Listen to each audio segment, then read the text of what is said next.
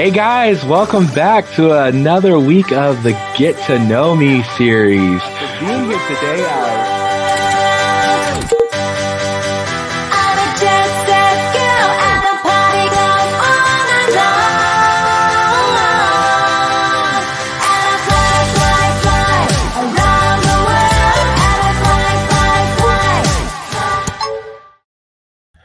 That's right, ladies and gentlemen. We are back with another great episode of Get to Know. And I'm telling you, this week's episode is the one we've been waiting for. It's a big one. This gentleman that's joining us today is known worldwide. He's had many different names and titles, including WWE Intercontinental Champion, WCW World Champion, NWA World Champion. He's also a WWE Hall of Famer. He is the king of the mountain. He is Jeff Jarrett.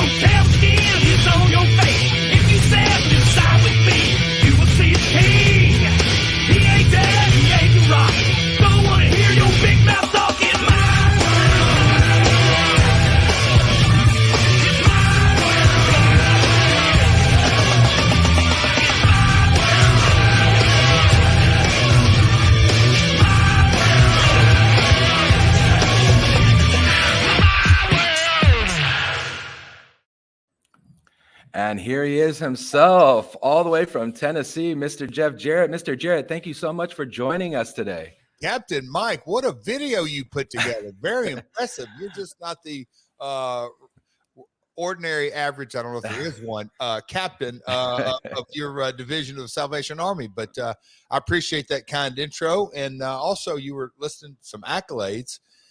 You failed to mention one. And that is advisory board member of the local division here in Middle Tennessee of the Salvation Army. So, though, that's how we connected, obviously. So, I appreciate you having me on. Looking forward to chatting, and I appreciate you having me a part of the series. Yes, absolutely. Yeah. And I want to thank Major Frizzle for introducing us and setting that up. And Jeff, before we get into the hard-hitting stuff, we had Matt Camp on a few weeks ago as our guest, and he wanted me to tell you or remind you, you need to thank him for winning 9 out of 7 fantasy football leagues. Bless his heart. He's so delusional. He thinks he tries to get on my bandwagon, tries to jump on my coattails in fantasy football. But, Captain Mike, I believe I'm the only 15-time winner out of a 10-season career. So it is called fantasy football. So it's a fantasy. So you can dream it up. No, Matt's a great dude, and I'm glad to hear he was a part of the series. Yeah, absolutely.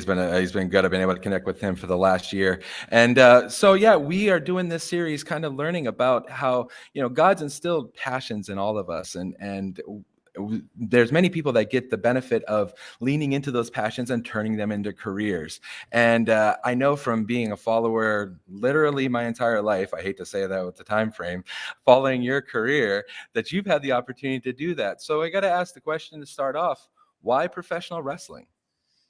It's pretty simple to answer that one. It truly is a family business. In 1946, my grandmother was a single mother of 2. My father and my aunt. My grandfather went off to war. He came back to the States, but we'll say he didn't come home. So there my grandmother was with 2 young kids, trying to do her best to raise a family. And so she worked all kind of jobs she possibly could get. She was walking down the street in downtown Nashville outside of a shoe store. And there were 2 signs on the window. And I've told this story often, but it's kind of, you can call it fate. You can, just kind of, you can call it the hand of God guiding someone, but she literally read the 2 signs, and one said help wanted.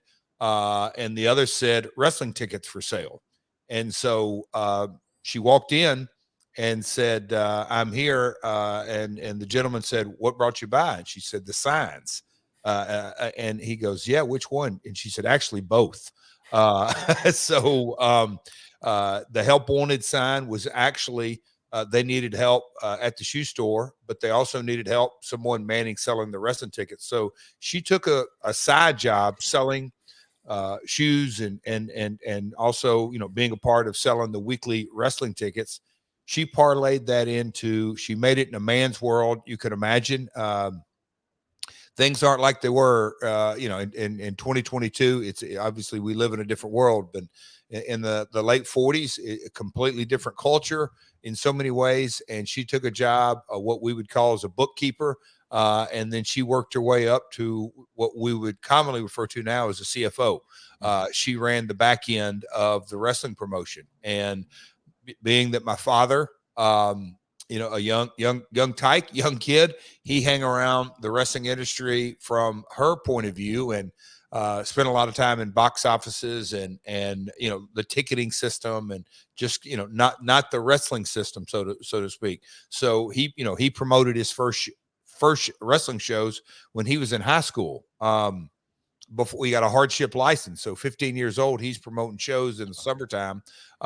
So he got the bug, which was passed along from my grandmother. And so I'm a third generation promoter. So I like to say that my grandmother did everything but wrestle in the industry, promoted. She'll set up a wrestling ring back in the day. She did all the odd jobs. And then my dad followed in the footsteps. And then I'm one of 5 kids, and I'm the only one who followed in the family business. So feel very blessed as I sit here today, embarking on my, hard to believe, 36 years in the business. So just April 6th was 36 years. So man, that's truly hard for me to wrap my head around. But I'll be, I'm in the early stages of my 37th career. 30, easy for me to say, 37th year of my career. Right. And you talk about your grandmother not needing to wrestle. From what I understand, Miss Teeny didn't need to, because she had the look that would cripple any guy. So She had the grip that she'd the, get a hold of your ear, your cheek, and didn't let up. That's right. And well, you talk about it being a family business, and where we are here in Eastern Pennsylvania, there's a lot of generational, kind of living, and kids are really following a lot of their parents. Same jobs, mom and pop stores, be it whatever, but some of them feel like maybe they're stuck in that. Did you ever feel obligated, like you had to follow because it was the family business? No, I didn't. That's something that, once I made the decision, my father, in a lot of instances, we've had these conversations through the years, he made it much harder on me than he did his other folks that work for him. But I never felt the pressure to actually get in the business. Grew up playing sports, always loved, any kind of physicality or anything like that. But also was a huge fan. I'm the biggest wrestling fan that I know. Candidly, I watch all brands, all kinds of matches. I've watched an enormous amount of live wrestling, just growing up in the business and then touring the world. So it's something I got a passion for, but I never really felt the pressure get into it. I always really, really wanted to do it. Well, and you talk about your love of sports. We know that you went to school playing basketball for, I believe, a year. You were in college. Yeah, I played up through that. I played 1 year of college basketball, and the wrestling bug really took a hold of me in the spring of '86, finishing up my freshman year. Gotcha. So as you kind of transitioned from, higher education and a year of that, and even you were super young, 19 and everything, going into professional wrestling, did you start to notice that there was parts from your educational academic life that helped you guide through there? Or was it, a lot of what you just learned on the go and life lessons that kind of helped you as you made that transition? That the answer to that question is probably changed through the years. So on one side of my family, and we've already referenced my grandmother and my father, they were in the professional wrestling industry, and since the late 40s. On my mother's side of the family, they're all educators, Gotcha. principals, headmasters, teachers, administrators. That was so. If you could imagine, I really had 2 completely different sides of the family as far as that. So getting into the industry and that 1 year of college, I was fortunate enough, academic All-American, because my mother's side of the family always really, really stressed academics above anything else, way above sports, way above social activities. It was education, education, education. Right. So as I got into the industry, it was almost like two different worlds that I was leaving that education side. But as I've looked back over my life, the I'll say the skills that I learned, just the basic, to run a business, you better have some good math skills. This day and age, you better be able to communicate through the English language, and that comes obviously from education and knowing how to craft emails and all the kind of day-to-day stuff. And then, just sort of understanding the importance of social studies or history, all that. I've always applied that to the wrestling industry. I've been fascinated from, before cable television, there were 22 handshake agreement territories, and so every territory was run differently, had a different business vision and everything that went with it. So as I got into the industry, I certainly used my education in multiple ways. Didn't really realize it at the time, but as I look back on it, I absolutely used my education. Yeah, and you talked about your career and your third generation. You mentioned promoter. So as a lot of people recognize you from your time in WWE, WWF in the '90s, and then WCW, and then you transitioned into being a promoter around 2002. And so with that transition, can you kind of set up how you came to that point in your life where you realized your career needed to take a different path than maybe you anticipated it being? In-ring performer, my grandmother, again, was such a mentor to me. She had a saying, you can wrestle, but don't become a wrestler. And she meant that not in a derogatory manner, in that the shelf life of an in-ring performer is finite. You can't do it.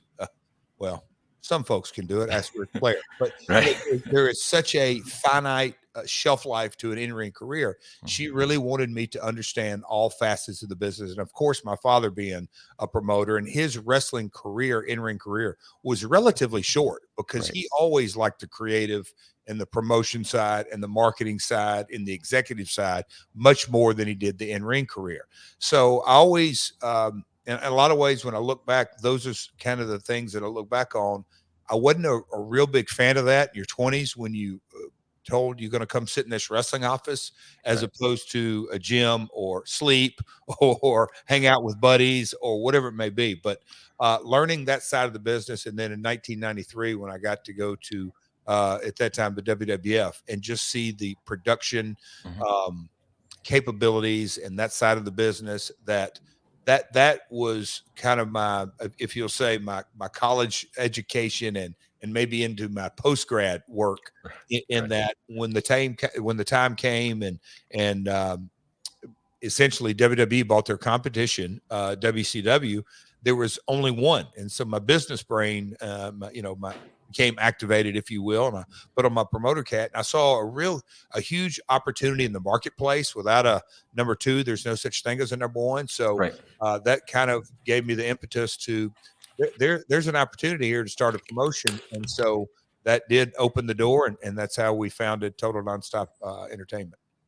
And TNA Wrestling, now Impact Wrestling, celebrating its 20th anniversary this month as we're recording this, and really a huge part of your legacy. And so as you kind of look back in your career through promoting and even in ring, a lot of times we get the opportunity to see you on TV, and we get to see the lights, and we get to see the applause, or in your case, the booze many a times. Come on, Captain. No, yeah, you did a good job at it, I'll tell you that. But we just see all the sparkle and the shine. A lot of times we don't see what leads into it and the struggles there. We just think one day you want to be a wrestler, one day you want to be a promoter. You'll end up in the ring on TV, or you'll have a business on TV. Could you maybe give us some examples of some of the struggles that you hit along that path? Oh, Mike, we don't have enough time. We truly don't. But at every step of the way, the business is, there's not many industries. You look in the entertainment business, there's 20 or 30 music labels, or Right. maybe even more than that. Now that the world has changed radically with streaming, but whether it's television or music, there's a lot of opportunities. With the wrestling industry in North America, there was a long time that to only, WWE or WCW, those are the only two real promotions where you could make a full-time living. That in and of itself creates a real sense of urgency, and it's a tough business to succeed and make a full-time living. So that's the simple struggles there. And then starting your own business, literally, we could talk between now and until tomorrow of just the any kind of small business, whether it's finance, whether it's expenses, whether it's red ink versus black ink, dealing with employer relationships. My personal situation is that wearing multiple hats was a real challenge of delegation and everything that goes with that, and running on budget. So there's challenges throughout life, no matter what it be, no matter how big or small you operate, or whether you run your own business or whether you're an employee. There's challenges in life across the board. Right. And we hear stories, fans that love, like myself, that love all those backstories. We hear the stories of, living on canned tuna and living in your car and doing as the struggle on the way up. And so, you finally get to, though, through hard work, perseverance, in your case, you got to the big time, and you've got to live out your dream for now 30, 7 years almost. And with that, how we even asked you to come on is because of celebrity. You mentioned it being part of the Salvation Army Advisory Board. So how does it then feel when you kind of, in your case, get to the other side and you've been established, and now you get to give back? You get to give a hand out and pull people up.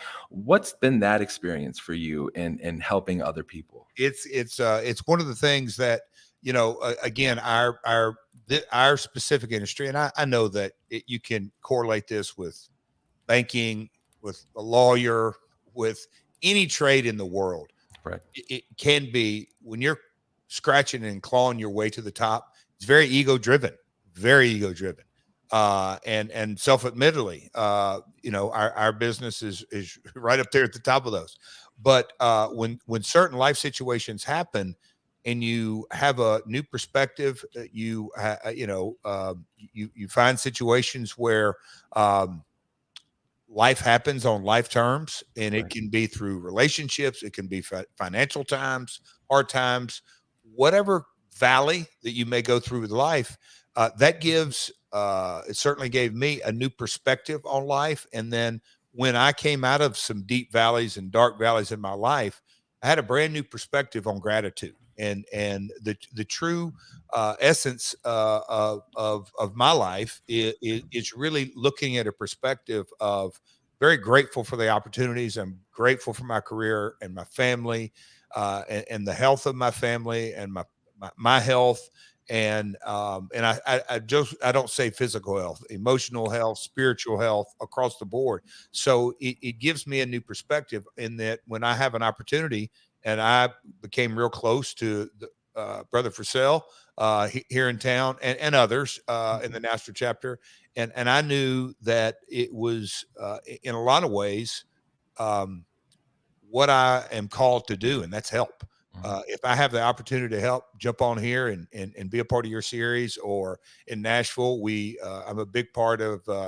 I'm the ambassador to the Red Kettle campaign, and that's as you know, well aware, it's a massive campaign to drive funds for the Salvation Army year round, and the work that you and other folks in the Salvation Army that do day in and day out, that getting people back on their feet when they truly need help.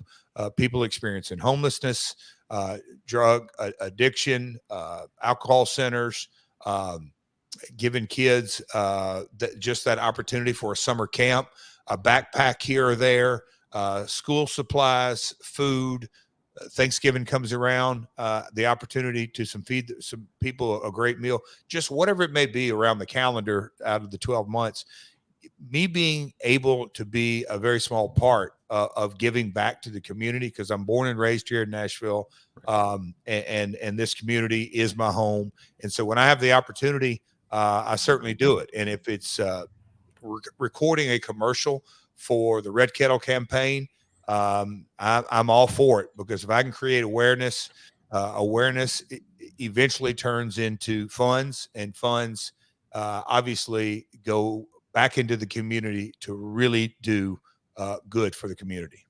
Yeah, and you hear it all the time, but I've watched you're helping the Salvation Army in the Nashville area, so thank you, and to your whole family and the support that you have given to us.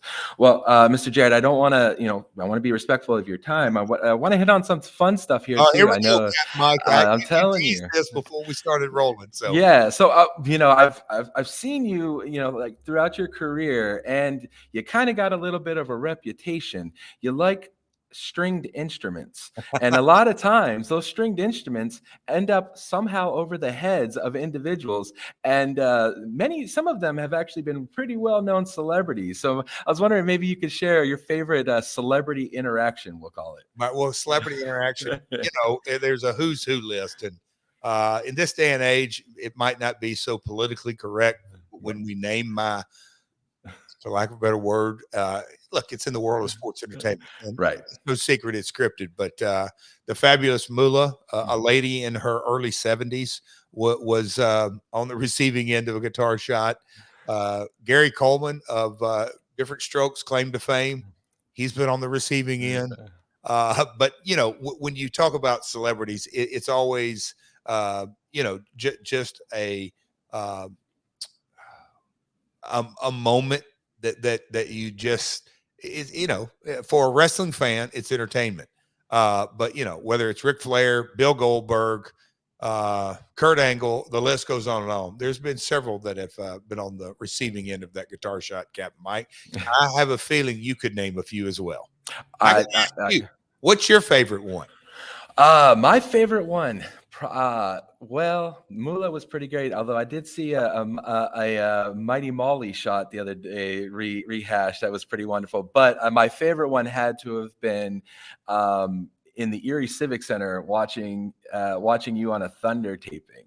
I know that you weren't quite in the right mind. Unfortunately, it was right after your concussion. But I was there with my dad watching, and I thought for sure that I was going to get a piece of shrapnel coming my way.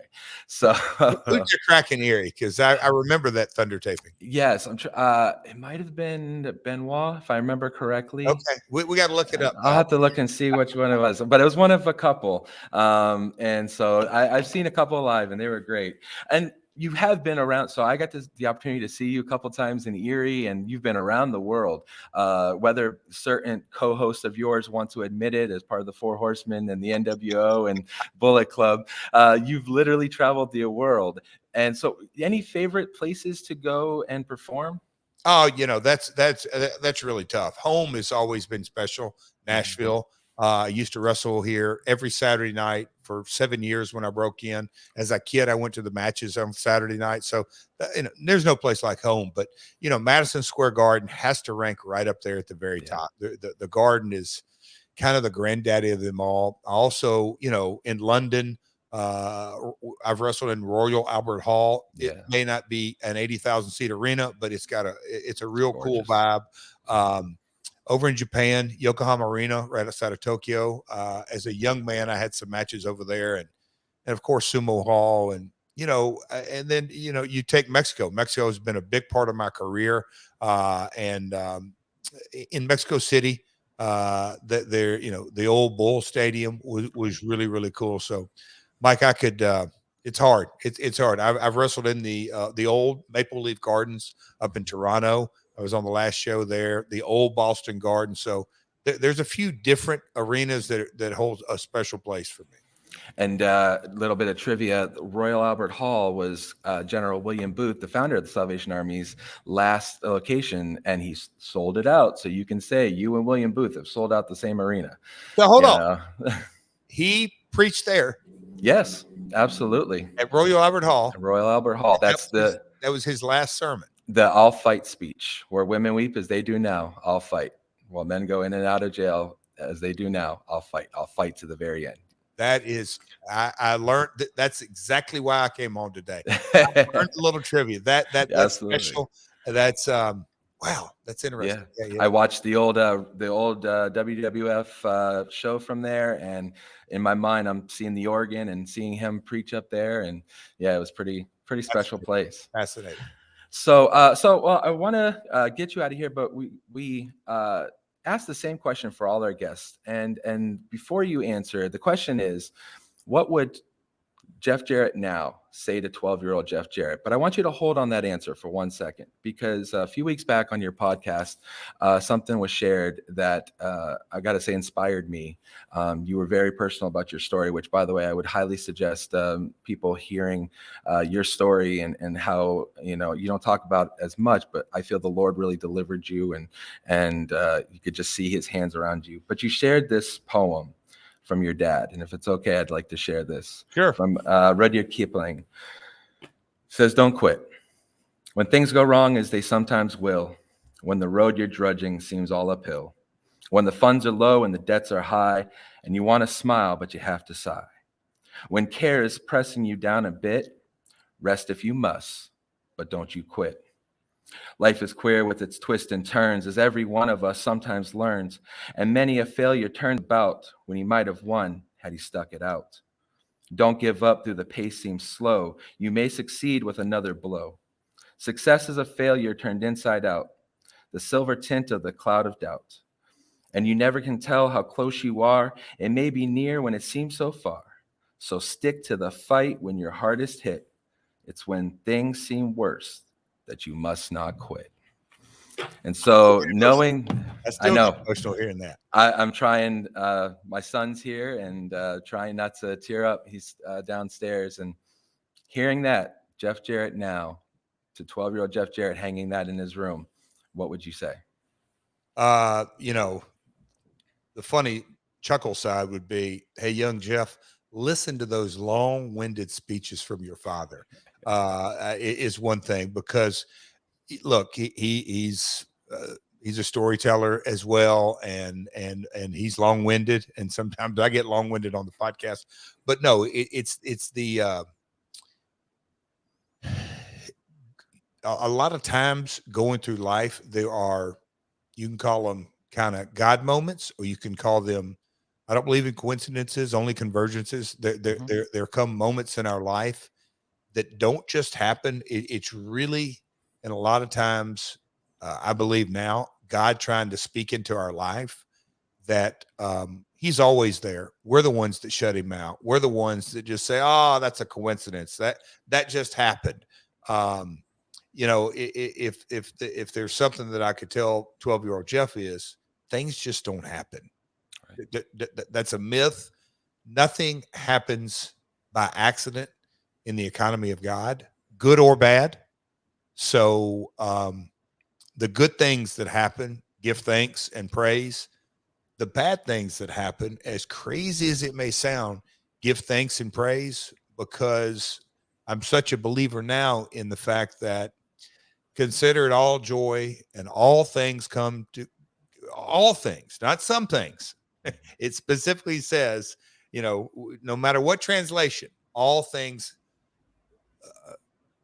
good to happen to those who love the Lord. And those kind of real, yes, it's scripture and everything that goes with that. But living day-to-day life and looking at things through things, there are no problems in life. There are opportunities to grow. And that's what I'd probably like to tell 12-year-old Jeff. You're not going to have any problem in life. Not a one. It's hard for people to wrap their head around, man, is Jeff crazy? He doesn't think there's problems in life. On this side of my life and where I'm at now, is there are no problems. There are incredible amount of opportunities to grow. And I Totally agree with you, and I appreciate that insight. And 12-year-old me would not believe this moment, and through these opportunities and the doors God's opened. Well, Mr. Jarrett, I know that you've got a busy schedule, and I want to thank you for coming. Is there anything that you'd like to promote? I know your hands are in 7,000 different things right now. Buddy, you have done enough by inviting me on here. All my social media is at Real Jeff Jarrett. Like you have it on your cool StreamYard presentation, and get to know Jeff Jarrett and at Real Jeff Jarrett.